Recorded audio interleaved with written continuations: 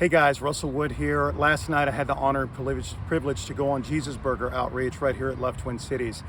And I have a testimony, probably one of the greatest testimonies I've ever heard, of a man that came up with a young lady and began to talk. He was from Iran. He was a Muslim man, began to talk with a young friend of ours, and she was sharing the gospel with him and really just loving on him. We come to find out he had been 2 or 3 times already.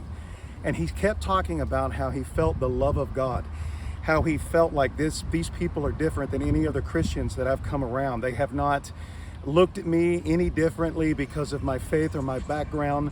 And she brings him up and says, hey, I hear that you have a little information about the Quran versus the Bible, and he would love to hear this. So we had about an hour-long conversation, just kind of going through some of the ins and outs of being students of truth. I mean, I even told him, if you can prove to me that Islam is the right way, I'll convert today.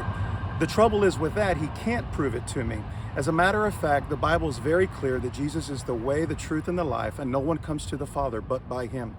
Afterwards, I shared with him my testimony of power where God has showed up in my life and healed me of cancer. And then I went and got another brother, a good friend of ours, one of the pastoral leads here, named Todd Anderson, who came and sat down and just spent an hour sharing his story with him. At the end of that conversation, I walked back over there with Todd, and me and Todd stood up, and we were just going to pray for him. And he literally stepped forward and said, I surrender my life to Jesus Christ. And right then and there, we prayed for the power of God and the Holy Spirit to come over him.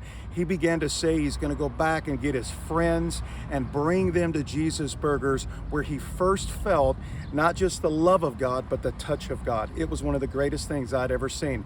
And it goes on every Tuesday night. Every Tuesday night. This isn't just a Love Twin Cities event.